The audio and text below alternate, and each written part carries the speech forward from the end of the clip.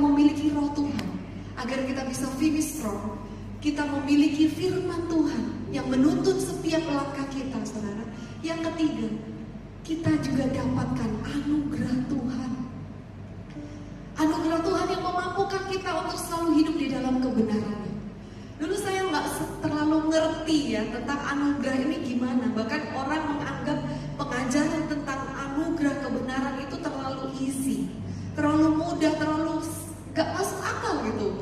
Ada yang berkata, waduh, ngajarin anugerah itu license to sin, izin untuk berbuat dosa, karena setiap kali berdosa, karena anugerahnya kamu diampuni. Berbuat dosa lagi diampuni, berbuat dosa lagi diampuni. Kok kayaknya gampang banget sih, Pastor? Tetapi sebenarnya anugerah itu bukan gampangan, saudara. Justru melalui anugerah Tuhan kita dididik.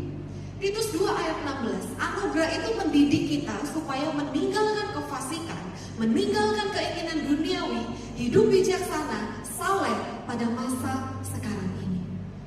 Anugerah Tuhan itu justru yang mengubahkan kita dari dalam. Bukan dengan ancaman, bukan dengan paksaan, bukan dengan amarah. Tuhan ngubahin kita sehingga kita takut. Duh, kalau aku gak perpuluhan, nanti Tuhan gak berkati aku. Duh, kalau aku gak doa, nanti Tuhan marah sama aku. Bukan begitu. Tetapi Dia menyatakan anugerahnya yang berlimpah, kasihnya yang hebat, sehingga kita dari dalam itu sendiri yang berubah. Diubahkan tuh dari dalam. Sehingga serang gak ingin lagi menyakiti hati Tuhan. Serang dimampukan untuk taat sama Tuhan, melakukan kehendak Tuhan. Iya Tuhan, Kau sudah terlalu banyak, Kau sudah terlalu baik sama aku Tuhan. Aku mau menyenangkan-Mu. Anugerah justru yang memampukan kita untuk taat. Lukas 2 ayat 52. Yesus terus bertambah dalam hikmat, kedewasaan, serta dalam anugerah. Bertumbuh dalam anugerah di hadapan Elohim dan manusia. Anugerah itu bisa terus ditambahkan dalam kehidupan kita. Ada pujian berkata, semakin hari semakin bertambah besar anugerah-Mu. Semakin hari semakin bertambah, semakin hari kita semakin mengenal kasih-Nya. Biarlah kamu memahami betapa dalamnya kasih-Ku, kata Tuhan. Betapa tingginya kasih-Ku, itu anugerah, saudara. Betapa panjangnya, betapa lebarnya kasih-Ku, anugerah-Ku cukup bagimu. Saat kita menerima anugerah, kerinduan kita hanyalah untuk menyenangkan hati Tuhan. Yesus berkata, makananku adalah melakukan kehendak Bapa yang mengutus aku ke dunia ini, yaitu menyelesaikan tugas yang Dia berikan kepadaku. Kalau Tuhan datang ke dunia ini hanya untuk melakukan kehendak Bapa, mati bagi saudara dan saya, kita pun di dunia ini hanya untuk melakukan kehendak Tuhan. Bukan lagi hidup menurut keinginan kita, tapi kita hidup menuruti keinginan dan kehendak Tuhan.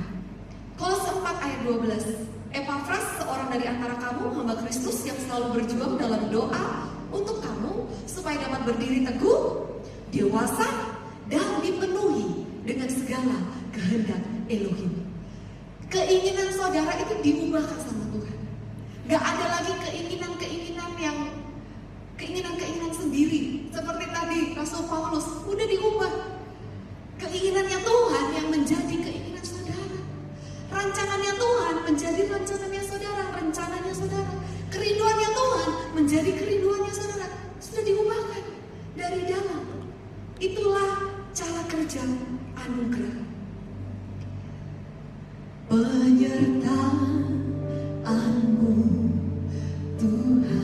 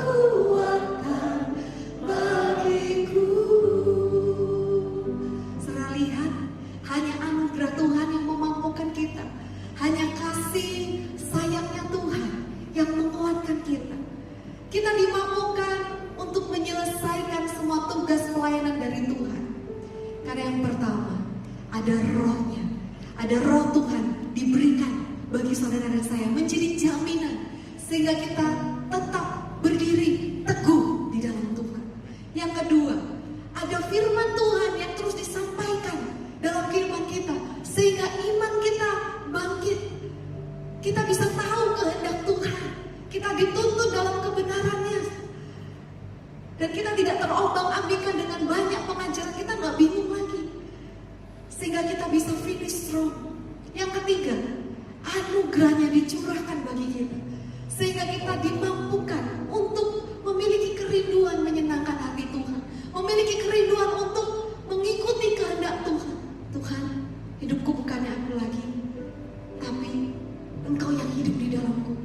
Dipenuhi oleh kehendak Tuhan. Saya undang pemain musik worshipers untuk naik ke atas.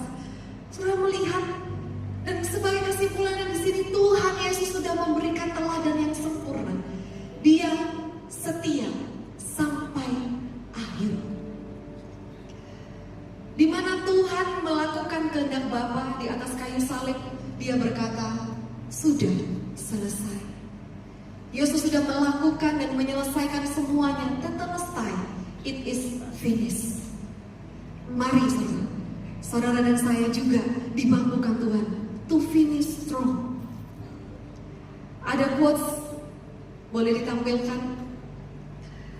Start strong, stay strong, and finish strong. Mulai dengan kuat, tetaplah kuat, dan akhiri dengan kuat. By always remembering why you are doing it in the first place. Dengan selalu mengingat kenapa saudara melakukannya dari semula. Kenapa Tuhan sudah membawa kita sejauh ini? Bukan untuk meninggalkan kita, bukan untuk membuat keadaan kita terpuruk, enggak.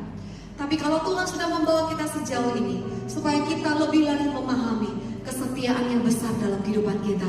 Anugerahnya selalu cukup bagi kita, rahmatnya selalu dicurahkan bagi kita. Amin, saudara.